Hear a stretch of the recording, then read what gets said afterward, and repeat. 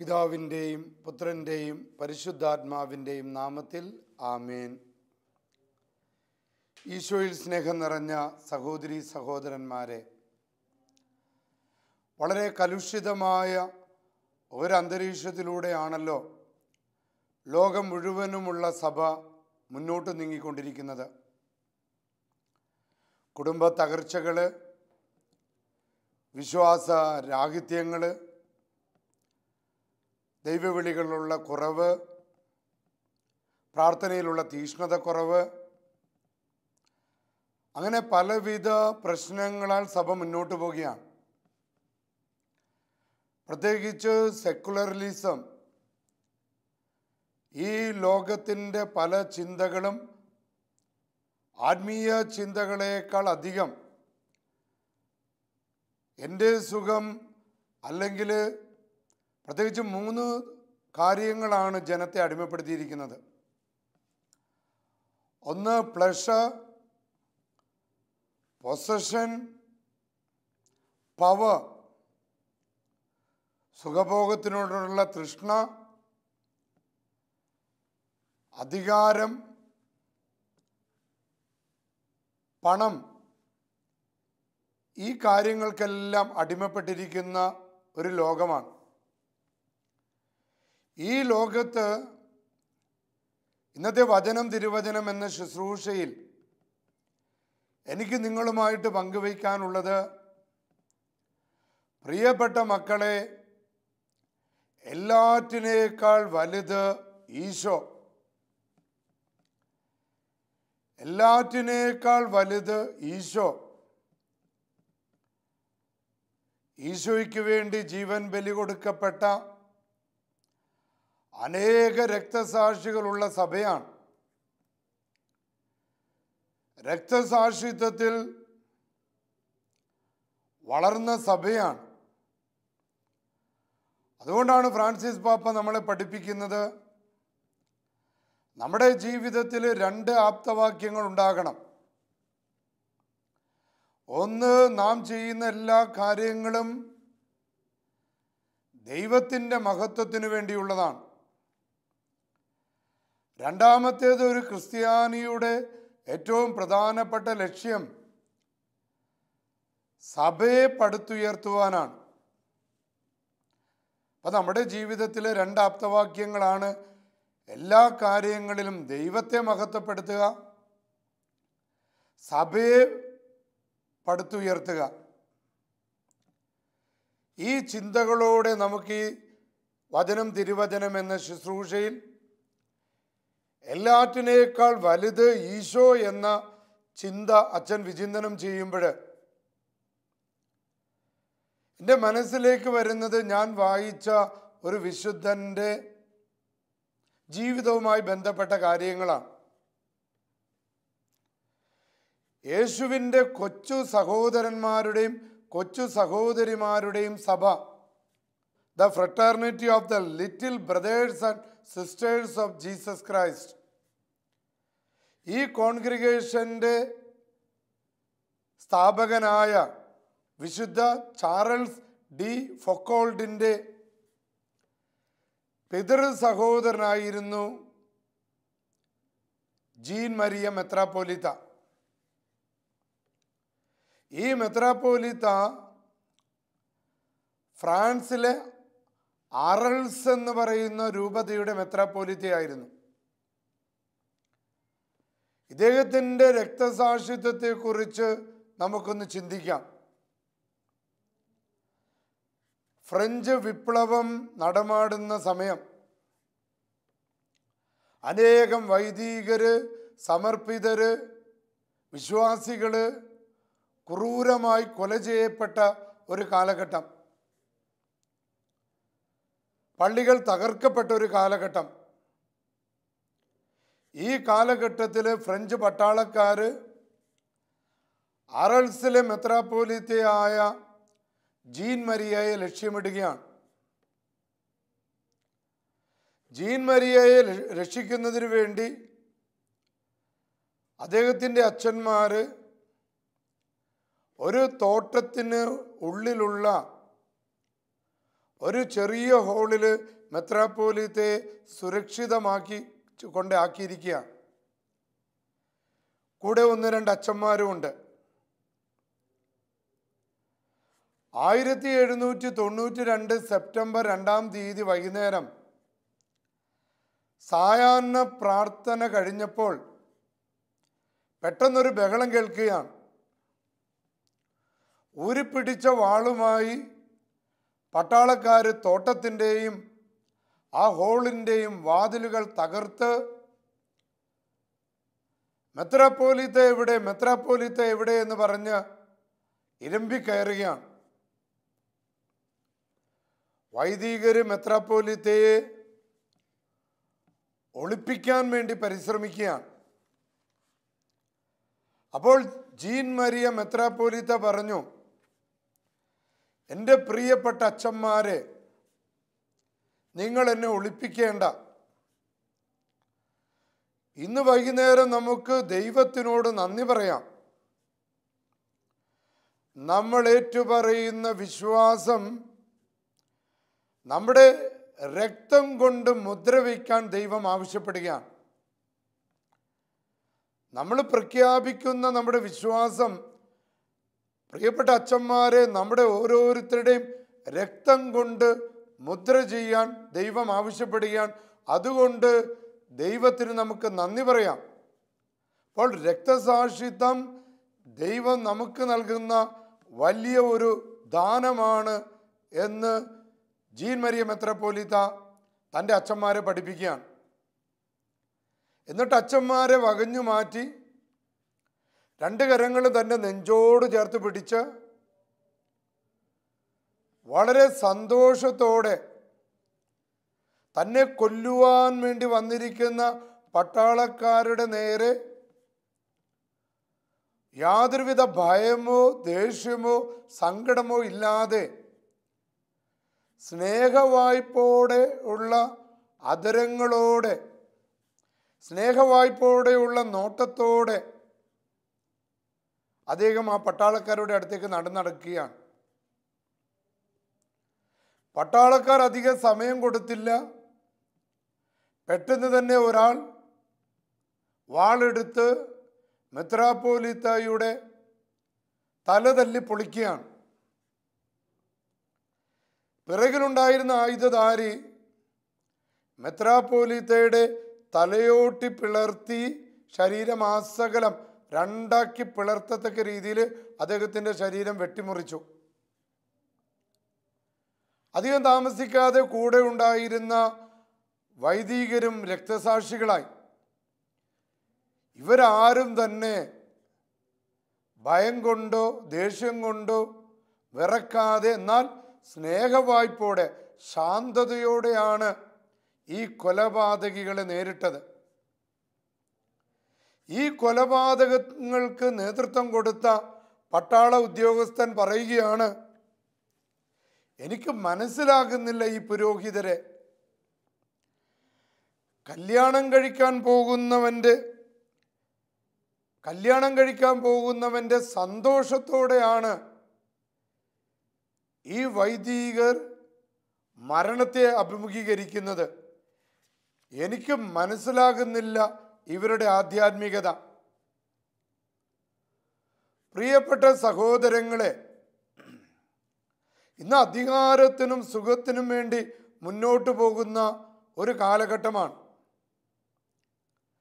കർത്താവിൻ്റെ മരണശേഷമുള്ള ഉയർപ്പിൻ്റെ മഹത്വത്തിൽ കർത്താവിൻ്റെ വലതുഭാഗത്തും ഇടതുഭാഗത്തും എൻ്റെ മക്കളെ ഇരുത്തണമേ എന്ന് സെബദിപുത്രന്മാരുടെ അമ്മ കർത്താവിനെ സമീപിക്കുകയാണ്.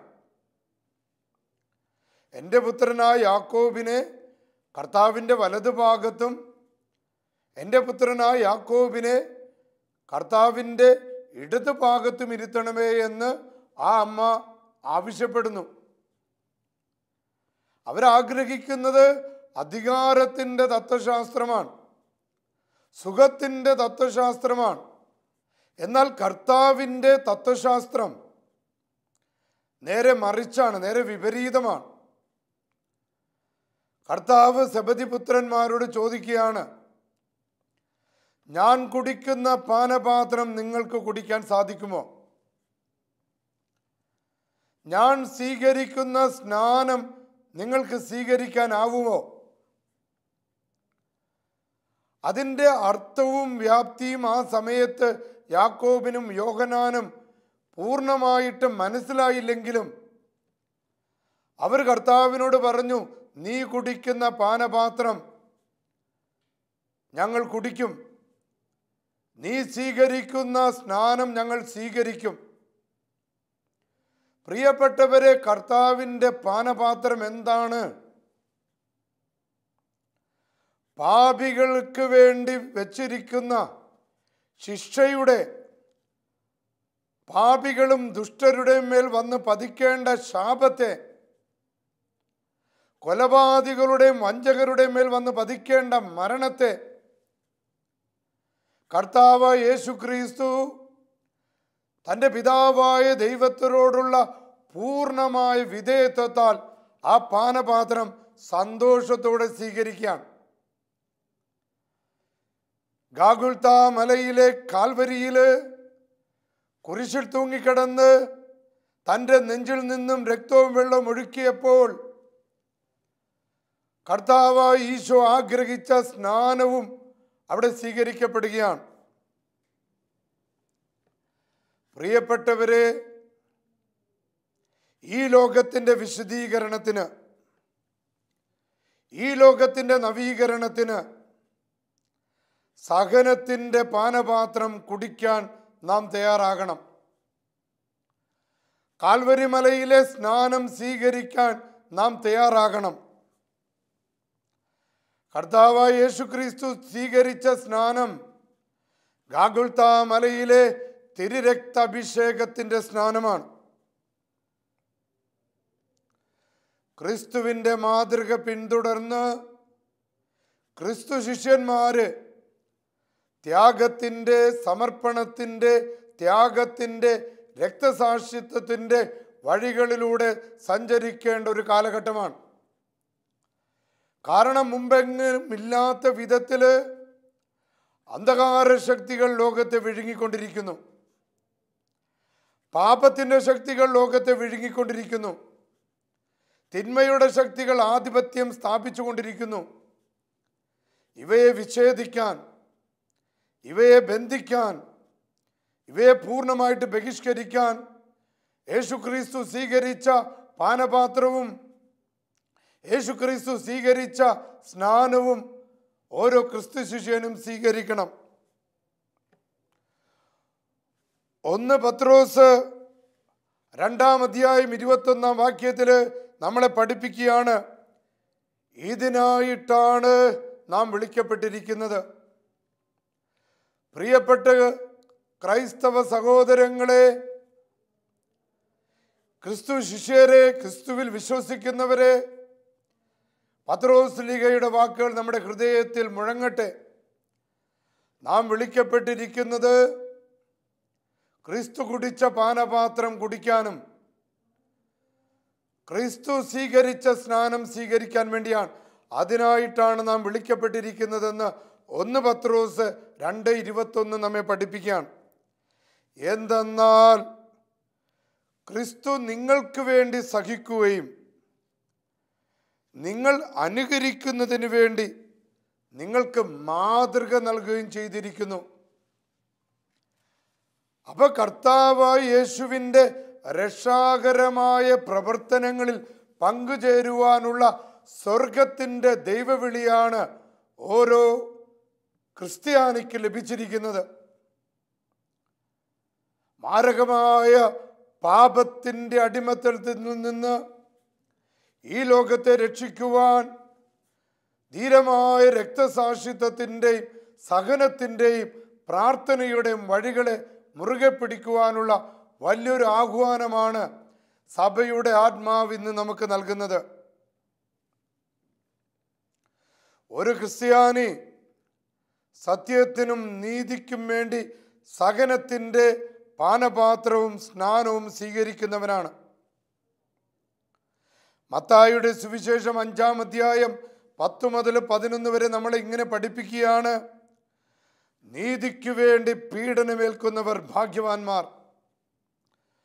സ്വർഗരാജ്യം അവരുടേതാണ്. എന്നെ പ്രതി മനുഷ്യർ നിങ്ങളെ അവഹേളിക്കുകയും പീഡിപ്പിക്കുകയും എല്ലാവിധ തിന്മകളും നിങ്ങളുടെ മേൽ വ്യാജമായി പറയുകയും ചെയ്യുമ്പോൾ നിങ്ങൾ ഭാഗ്യവാന്മാർ. നിങ്ങൾ ആഹ്ലാദിച്ച് ആനന്ദിക്കുവിൻ. ഈ അടുത്ത് ഒരു വചനപ്രഘോഷകൻ എൻ്റെ അടുത്ത് വന്ന് പറഞ്ഞു, അച്ഛാ, വളരെ വളരെ അഭിഷേകമുള്ളൊരു വചനപ്രഘോഷകനാണ്. അദ്ദേഹത്തിൻ്റെ ശുശ്രൂഷകളൊക്കെ ശക്തി പ്രാപിച്ചു കൊണ്ടുവരുന്ന ഒരു സമയമാണ്. അദ്ദേഹത്തിനെതിരെ ആരോ ഒരു ദുരാരോപണം ഉന്നയിച്ചു. അദ്ദേഹം തളർന്നുപോയി. അദ്ദേഹം എൻ്റെ അടുത്ത് വന്ന് പറഞ്ഞു, അച്ഛാ, ഞാൻ എന്താണ് ചെയ്യേണ്ടത്? ഞാൻ പറഞ്ഞു, മോനെ, ഇത് നിന്റെ ശുശ്രൂഷകളെ കർത്താവ് ഏറ്റെടുത്തിരിക്കുന്നു എന്നതിൻ്റെ തെളിവാണ്. കർത്താവ് യേശുക്രിസ്തുവിനെ പ്രതി മനുഷ്യർ നിങ്ങളെ അവഹേളിക്കുകയും പീഡിപ്പിക്കുകയും ചെയ്യുമ്പോൾ, നിങ്ങൾക്കെതിരെ വ്യാജമായി പറയുമ്പോൾ നിങ്ങൾ ഭാഗ്യവാന്മാർ.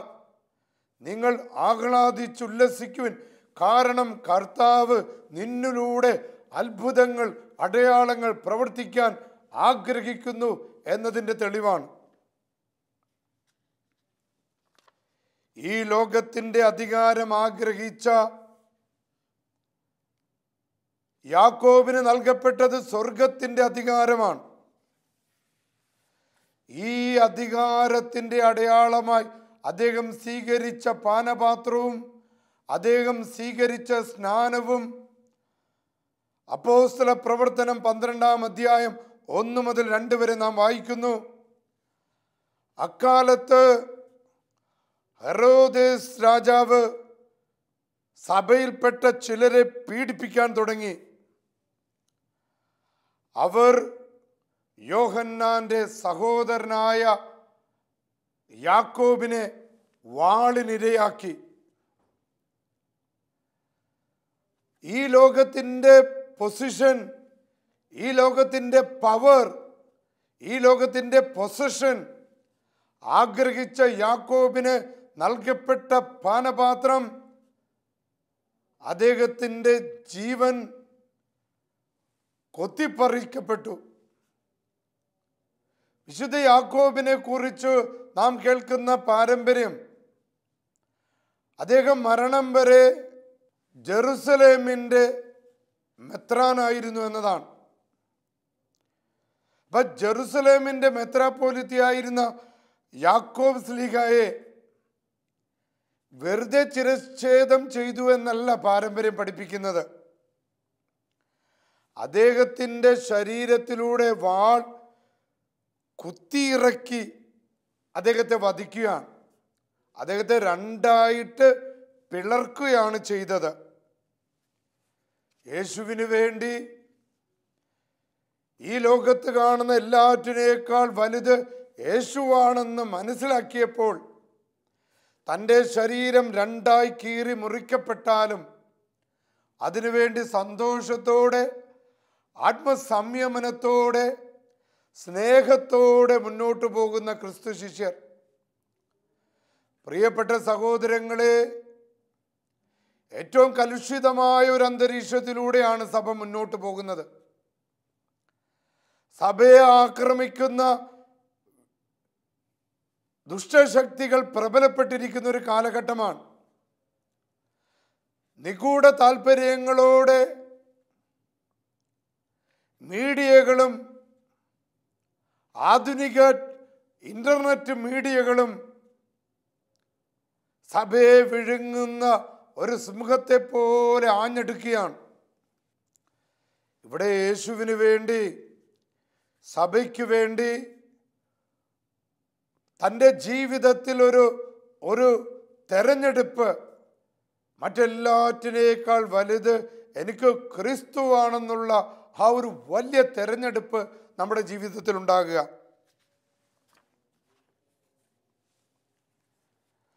പ്രഭാഷകന്റെ പുസ്തകം 27:15 അഹങ്കാരികളുടെ മത്സരം രക്തച്ചൊരിച്ചിലിനിടയാക്കുന്നു. അവരുടെ ദൂഷണം കർണകഠോരമാണ്. ഇന്നൊരുപാട് ദുഷ്ടശക്തികളാണ് സഭയുടെ ഉള്ളിലും പുറത്തും വളരെ ശക്തമായി പ്രബലപ്പെട്ടുകൊണ്ടിരിക്കുന്നത്. പ്രാർത്ഥനയിൽ മുറുകെ പിടിച്ച് ധീരരായ രക്തസാക്ഷികളുടെ ആ നിണത്തിൻ്റെ, അവരുടെ ചോരയുടെ മണവും കറയുമൊക്കെ സഭയുടെ നെഞ്ചിൽ ഇപ്പോഴും ഉണ്ടെന്ന് ഓർത്ത്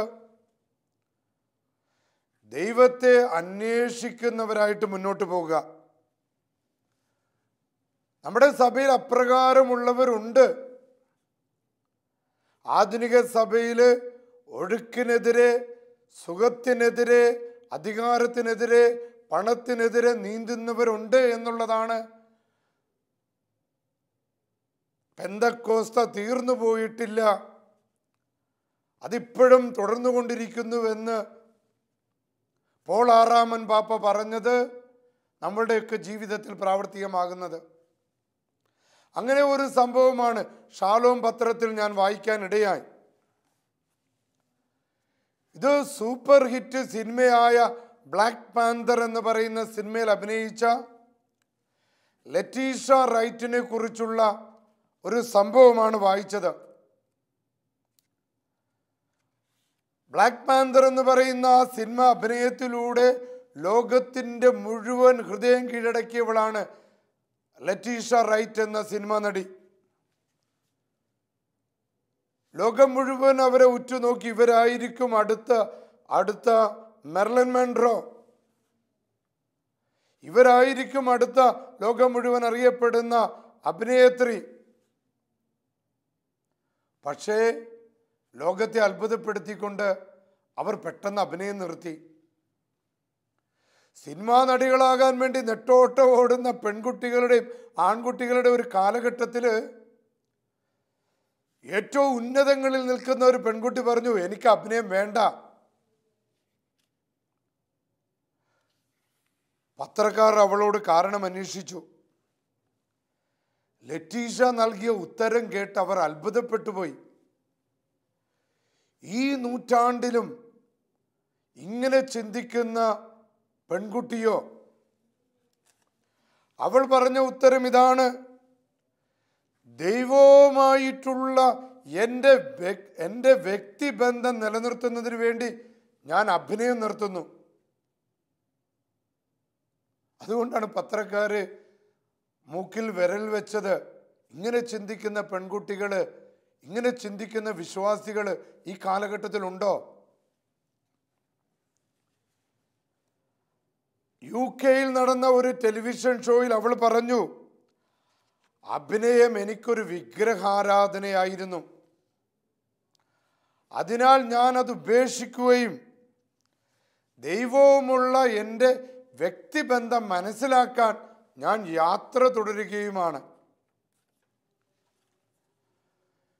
പ്രിയപ്പെട്ട സഹോദരങ്ങളെ, സ്വർണത്തിൻ്റെ ശുദ്ധിയും മാറ്റും അളന്നു നോക്കുവാൻ നമ്മുടെ കാരണന്മാരൊക്കെ ചെയ്തത് ഉരക്കല്ലിൽ ഉരച്ചു നോക്കുകയാണ്. ലറ്റീഷ എന്ന യുവതി ഈ ലോകത്തിലെ പണത്തിനിടയിൽ, സുഖഭോഗങ്ങൾക്കൊക്കെ ഇടയിൽ തൻ്റെ ജീവിതത്തിൻ്റെ മാറ്റ്, തൻ്റെ ജീവിതത്തിൻ്റെ ശക്തി അവൾ അളന്നു നോക്കിയത് ക്രിസ്തുവിലാണ്. ക്രിസ്തുവിലാണ് തൻ്റെ ജീവിതത്തിൻ്റെ തിളക്കവും മൂല്യവും അവൾ കണ്ടെത്തിയത്. അതുകൊണ്ട് ക്രിസ്തുവിനെ പ്രതി ഈ ലോകത്തിൻ്റെ കണ്ണുകളിൽ വലുതെന്ന് കണ്ട കാര്യം യാതൊരു മടിയും കൂടാതെ ഉപേക്ഷിക്കാൻ തയ്യാറായ ആ സിനിമാ നടി ലറ്റീഷ റൈറ്റ്. പ്രിയപ്പെട്ട സഹോദരങ്ങളെ, ആദിമ ക്രൈസ്തവ സഭയുടെ കാലഘട്ടം മുതൽ ഈ നിമിഷം വരെ കത്തോലിക്ക സഭ സമ്പന്നമാകുന്നത് ഇത്തരത്തിലുള്ള വിശുദ്ധരായ വ്യക്തികളിലൂടെയാണ്.